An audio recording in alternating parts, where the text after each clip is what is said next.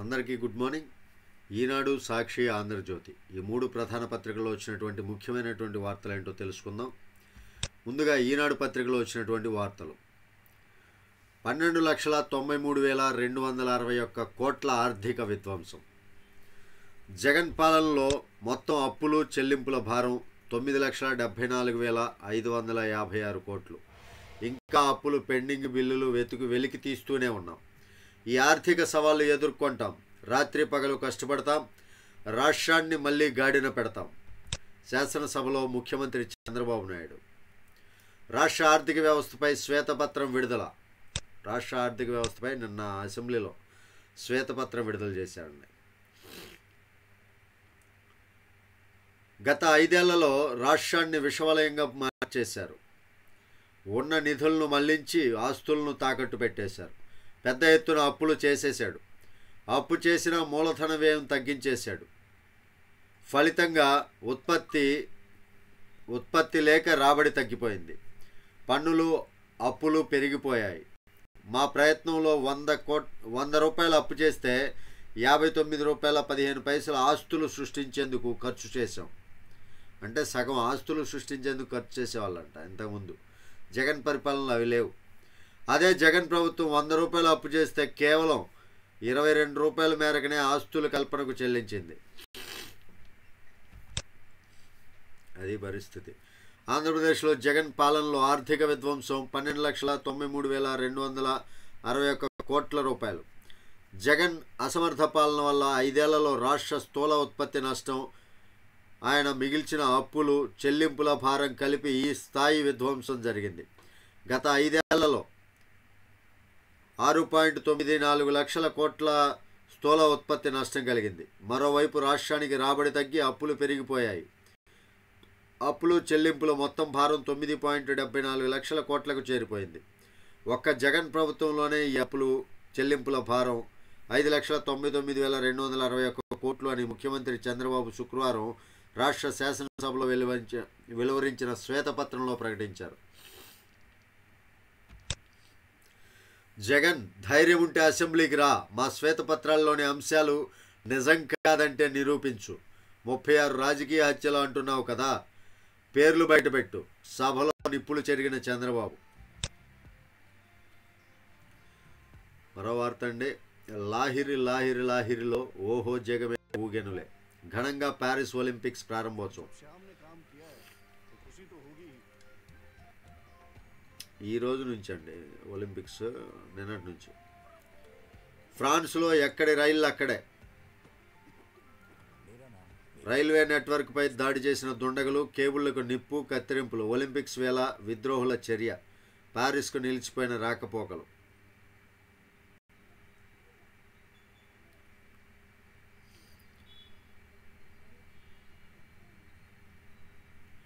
Red book తెరవక ముందే జగన్ గగ్గోల్. విద్యా కానుక అమలు చేస్తా మంత్రి లోకేష్ వెల్లడి.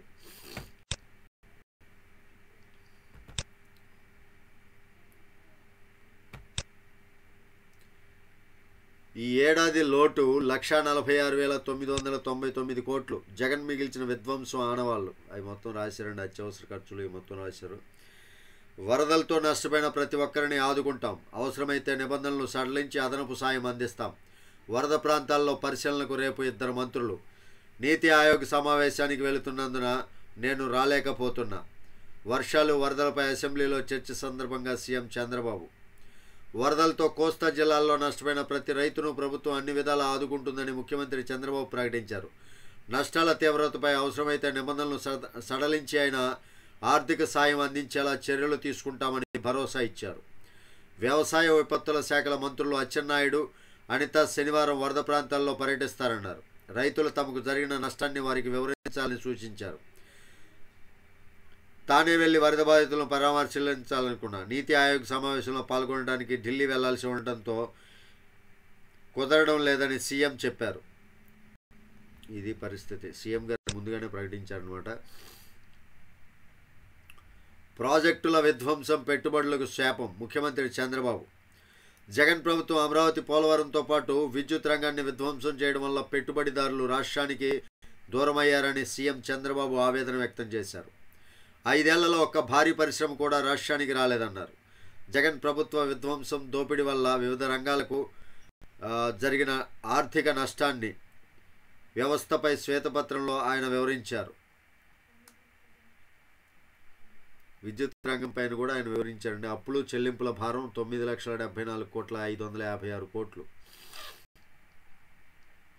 9,74,556 కోట్లు అంటండి. ఆంధ్రప్రదేశ్ ప్రభుత్వంపై మొత్తం 9,74,556 కోట్ల అప్పులు చెల్లింపుల భారం ఉందని ఇప్పటి వరకు తేలింది. ఇది ఆల్రెడీ మనం చదువుకున్నాం.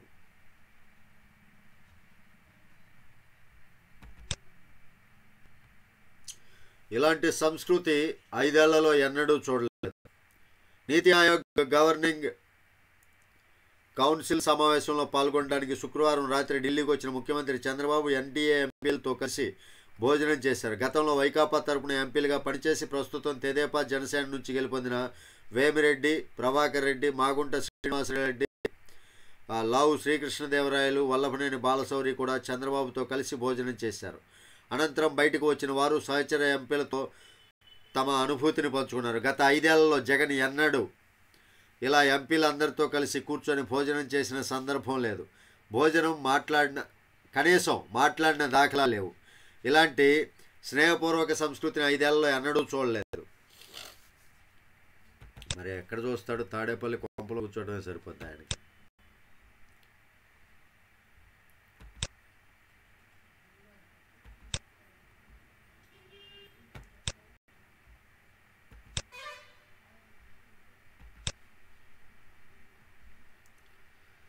ఒక్కసారి ఇందులో కూడా ఏమైనా ఉన్నాయో చూద్దామండి.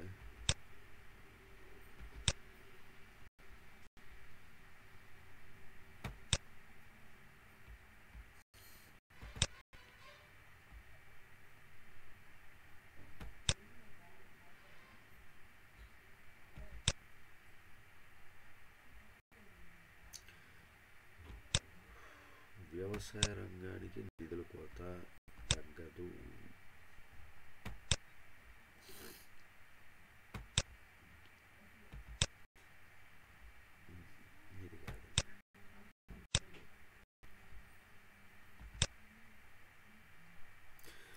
చరిత్ర నుంచి పాఠాలు నేర్చుకొని పాకిస్తాన్ ఉగ్రవాదాన్ని కోకటి వేళ్లతో పెకలిస్తాం. 25న కార్గిల్ దివస్లో ప్రధాని మోదీ హెచ్చరిక. కర్షకుల కష్టం గోదావరి పాలు. ముంపులోనే కోనసీమ లంకలు, వేల ఎకరాల్లో దెబ్బతిన్న పంటలు. తెలుగు రాష్ట్రాల దిశగా కృష్ణమ్మ పరుగులు. పంచాయతీరాజులో గత ప్రభుత్వ అరాచకాలు ఎన్నో. నిధులు మళ్లించి ప్రజలను కష్టాల్లోకి నెట్టారు. ఉప ముఖ్యమంత్రి పవన్ కళ్యాణ్ శ్వేతపత్రం విడుదల చేయాలని యోచిస్తున్నట్లు వెల్లడి. ఈనాడులో ఇవేనండి ముఖ్యమైనటువంటి వార్తలు. ఇంకా సాక్షి ఏడుపులు చూద్దాం. అబద్ధపు పత్రాలు. హామీల అమలుపై ప్రజల దృష్టిని మళ్లించేందుకే శ్వేతపత్రాల పేరుతో డ్రామా. సాక్ష్యాధారాలతో సీఎం చంద్రబాబుని కడిగి పారేసిన వైఎస్ఆర్సీపీ అధ్యక్షుడు వైఎస్ జగన్. ఇక్కడ పేపర్లో రాసుకొని కడిగి పారేశారని డొప్పాలు కొట్టుకుంటేలాగా చంద్రబాబు నాయుడు పిలిపించారు. కానీ నీకు దమ్ముంటే అసెంబ్లీకి రా, అసెంబ్లీకి వచ్చి మేము విడుదల చేసిన శ్వేతపత్రంపై సమాధానాలు ఇవ్వు అని. అసెంబ్లీకి వెళ్లకుండా డ్రామాలు ఆడుతూ శ్వేతపత్రాల డ్రామాని సాక్షి పేపర్లో చెప్పుకుంటే సరిపోద్ది. నువ్వు వచ్చి అసెంబ్లీకి ప్రజల సాక్షిగా నిరూపించు. నువ్వు ఎన్నికలకు ముందు 14 లక్షల కోట్ల అప్పులతో ఆర్థిక విధ్వంసం చేశాడని ఆరోపించావు. 10 లక్షల కోట్ల అప్పులున్నాయి, గవర్నర్తో తప్పులు చెప్పించావు. ఎన్నికల ముందు ఎగ్జాంపుల్గా అంటే ఇంత అయిందని ఉజ్జాయింపుగా అంటారు కదా, అలా చెప్పారండి. లెక్కలు తీయలేదు కదా. గవర్నమెంట్ ఫైల్స్ అన్ని అప్పులు ఎంత ఉన్నాయో మీ దగ్గర ఉన్నాయి. ఇప్పుడు అధికారంలోకి వచ్చాక కదా మొత్తం అప్పులు బయటకు వస్తుంది. ఎన్నికల ముందు 14 లక్షల కోట్లు అంటే అది కరెక్ట్గా ఒక రకంగా చెప్పినట్లే కదా. ఎంతకు ఏ లెక్క కరెక్ట్ బాబు? నీ బొంద లెక్క కరెక్ట్. భారతికి కూడా బుద్ధి లేదు. వాస్తవంగా ఉన్న అప్పులు 7.48 లక్షల కోట్లేగా. తక్కువ అప్పుతో ఆర్థిక క్రమశిక్షణ పాటించాం. మా ప్రభుత్వాన్ని కేంద్ర సామాజిక ఆర్థిక సర్వే ప్రశంసించలేదా? ఎప్పుడు? సాక్ష్యాలు ఎక్కడున్నాయి? 2019 మే 30 నాటికి ఖజానాలో 100 కోట్లే ఉన్నా 2.27 లక్షల కోట్లతో పూర్తి స్థాయి బడ్జెట్ ప్రవేశపెట్టాం. ఇప్పుడు కనీసం 100 కోట్లు కూడా లేవు కదరా స్వామి. ఖజానాలో మొత్తం సున్నా చేసి పెట్టాం. ఎన్నికల్లో ఇచ్చిన హామీలన్నీ అమలు చేసాం. ఎక్కడ అమలు చేసావు? సిగ్గు శరం లేకుండా ఇంకా అలాగే రాసుకుంటున్నారు. జనాలు చీ అని తూ అని ఉమ్మేశారు. అయినా సిగ్గు లేకుండా మళ్ళీ అవే రాతలు రాసుకుంటున్నారు. ఎందుకు? ఎన్నికల్లో ఇచ్చిన హామీలన్నీ అమలు చేశారా? మద్య నిషేధం అన్నారు, ఎక్కడ మద్య నిషేధం? ఇంకా కల్తీ లెక్కర్లు పెట్టి మద్యం మీద ఇప్పుడు మద్యం కుంభకోణం వెలికి తీస్తే ఢిల్లీ కన్నా ఎక్కువ స్కామ్ అవుతుంది కదరా స్వామి మీదే. మళ్ళీ జాబ్ క్యాలెండర్లు అన్నారు, మెగా డిఎస్సి అన్నారు, ఎక్కడ ఏది లేకుండా చేసి మళ్ళీ జీపీఎస్ రద్దులు ఏమీ లేకుండా చేసి పోలవరం ప్రాజెక్ట్ 2021 అనుకుంటా ఆ రకంగా అన్నీ చేసి ఏమీ అసలు ఒక్కటి కూడా నెరవేర్చకుండా అన్నీ నాశనం చేసి ఆ ఎన్నికల్లో ఇచ్చిన హామీలన్నీ అమలు చేసామని చెప్పుకుంటున్నారు. సిగ్గులేదు మీకు? ఇప్పుడు ఖజానాలో 7 నుంచి 8 వేల కోట్లున్నా ఎందుకు పూర్తి స్థాయి బడ్జెట్ ప్రవేశపెట్టలేదు బాబు? ఖజానాలో 7 నుంచి 8 వేల కోట్లు ఉన్నాయి. ఆ శ్వేతపత్రం ఉంది కదా, దానికి నువ్వు కాంపిటీషన్గా రిలీజ్ చేయి మొత్తం. ఇక్కడ విడివిడిగా రాశారు చూడండి. జీవనాడిని గాడిలో పెట్టిన మాపై నిందల, పోలవరాన్ని కట్టాల్సిన కేంద్రమే అయినా కమిషన్ల కోసం తలకెత్తుకున్నావు.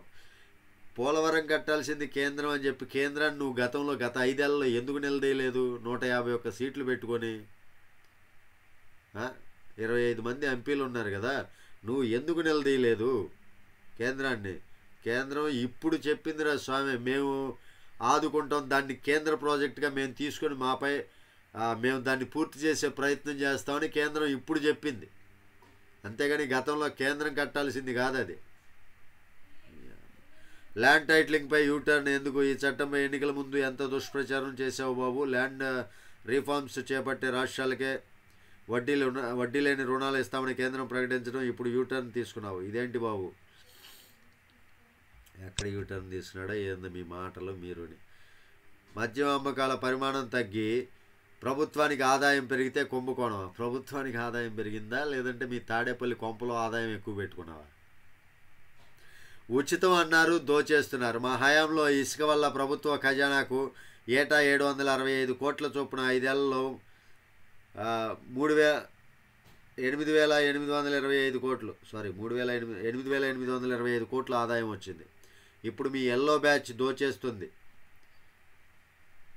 ఇక్కడ ఉచిత ఇసుక అన్నది ఆ లోడింగ్ ఛార్జీలు ఉండవని చెప్పలేదురా స్వామి. ఉచిత ఇసుక, ఇంకా మీకు సిగ్గు రాలేదా? జనాలు తూ అంటున్నా కానీ ఎందుకు ఆ తప్పుడు రాతలు?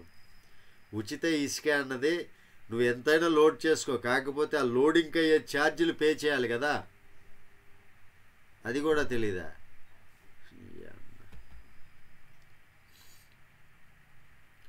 అరాచకం, ఆటవికం, రెడ్ రూల్. ఇంకా రెడ్ బుక్ తెరవలేదురా స్వామి. ఆగు, కంగారు ఎందుకు? తెరుస్తాడు, మీకు ఉంటుంది. హామీలపై నిలదీస్తారన్న టీడీపీ భయోత్పాతం. ఏకంగా రెడ్ బుక్ పేరిట హోర్డింగ్లు. అవి చూసే కదా పోసుకుంటున్నావు నువ్వు.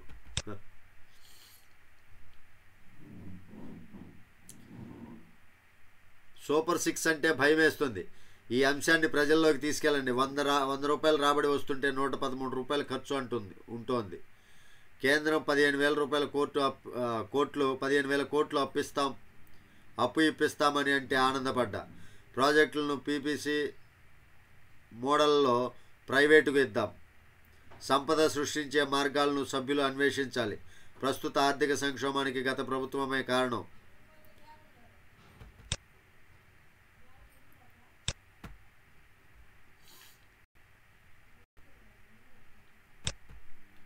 అసలు అప్పెంత బాబు, బొంకెంత? మరి ఇక్కడ కాకపోతే లోపలికి వెళ్ళరా స్వామి, అసెంబ్లీకి వెళ్ళు. ఆగని టీడీపీ శ్రేణుల దాష్టికాలు. ఒళ్ళు మండిపోయింది పాపం వీళ్ళకి కూడా.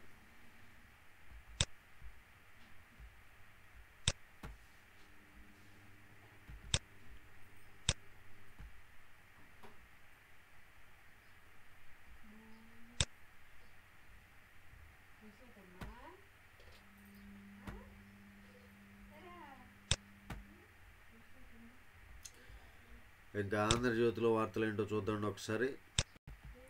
ఒలింపిక్స్పై కుట్ర, ఫ్రాన్స్లో హైస్పీడ్ రైల్ నెట్వర్క్పై దాడులు. ఒలింపిక్స్ ప్రారంభ వేడుకలకు ముందు 5 కీలక ప్రాంతాల్లో పట్టాల ధ్వంసం. రైల్వే కేబుళ్లు, సిగ్నల్ బాక్సులకు నిప్పు. వామపక్ష తీవ్రవాదులు, పర్యావరణ ఆందోళనకారులపై అనుమానాలు. అప్పుల కుప్ప, మొత్తం రుణాలు 9.74 లక్షల కోట్లు, ఏడాదికి చెల్లించాల్సిన అసలు వడ్డీ 71,881 కోట్లు, 100 ఆదాయానికి 113 ఖర్చు, పెండింగ్ బిల్లులు 1.35 లక్షల కోట్లు, అడ్డగోలుగా అప్పులు, ప్రభుత్వ ఆస్తుల తాకట్టు, ప్రజలపై ఛార్జీలు, పన్నుల బాదుడు, 33 ప్రభుత్వ శాఖల నుంచి నిధుల మళ్లింపు, పోలవరంపై నిర్లక్ష్యంతో 53,000 కోట్ల నష్టం, అమరావతి ధ్వంసంతో 2 నుంచి 3 లక్షల కోట్ల ఆస్తి ఆవిరి. జగన్ పత్రికకు జనం సొమ్ము, 5 ఏళ్లలో 371 కోట్ల రూపాయల ప్రకటనలు, ఇతర పత్రికలన్నింటికీ కలిపి 488 కోట్లు.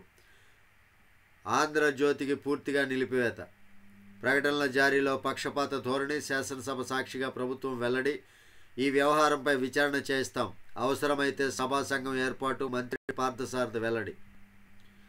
వరద బాధిత కుటుంబాలకు 3,000 తక్షణ సాయం, 25 కిలోల బియ్యం, కిలో చొప్పున నిత్యావసర సరుకుల పంపిణీ, నిబంధనల కన్నా ఎక్కువ పరిహారమే అందజేస్తాం, శాసనసభలో ముఖ్యమంత్రి చంద్రబాబు ప్రకటన. నిప్పు వెనక నిజమిదేనా, ఉమ్మడి చిత్తూరు జిల్లాలో ఏకంగా 2.19 లక్షల ఎకరాలకు నిషేధ విముక్తి, అందులో అసైన్డ్ 1.82 లక్షల ఎకరాలు, చుక్కల భూములు 26,465 ఎకరాలు. నిషేధ విముక్తిలో అన్నమయ్య జిల్లా టాప్, మొత్తం 98,978 ఎకరాలకు విముక్తి. సగం మదనపల్లె సబ్ డివిజన్లోనే భారీగా మింగేసిన పెద్దిరెడ్డి అనుచరులు. జగన్ ఓటమితో షాక్, ఆఫీస్కు నిప్పు, సిసోడియా విచారణలో గుట్టురట్టు. 6 నెలల కిందట అవన్నీ నిజాలే, జగన్ వ్యాఖ్యలపై జనం చురకలు, విపక్షంలోకి రాగానే అరాచక మాటలు, 5 ఏళ్ల గతం మరిచి రివర్స్ వ్యాఖ్యలు.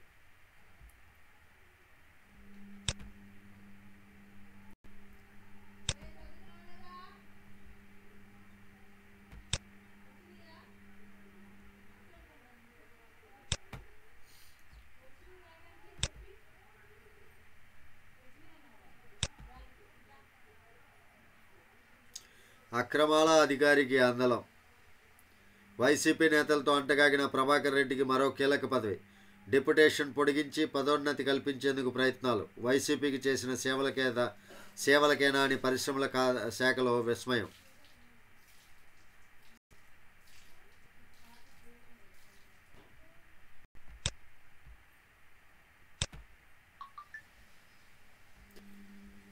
పంచాయతీల్లో బ్లీచింగ్కు డబ్బులు లేవు, పారిశుద్ధ్య కార్మికులు 23,000 మందికి జీతాలు, 103 కోట్లు పెండింగ్, నిధుల్లో అవకతవకలు అనేకం, దారి మళ్లింపు, శ్వేతపత్రం విడుదల చేయాలని భావిస్తున్నాం, ఎన్నికల నిర్వహణలో 2.5 ఏళ్లకు పైగా ఆలస్యం, పిఎఫ్ఎంఎన్స్తో అనుసంధానంలోనూ నిర్లక్ష్యం, అసెంబ్లీలో ఉప ముఖ్యమంత్రి పవన్ కళ్యాణ్.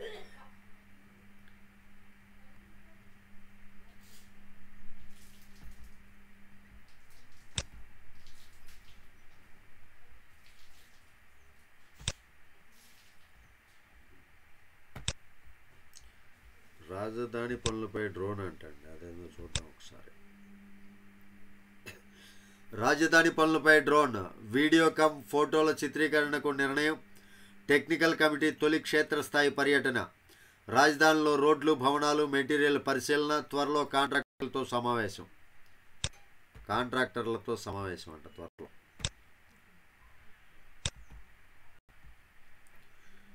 వయోవృద్ధులు నాగిరెడ్డి విశ్లేషణ నేటికి ప్రామాణిక.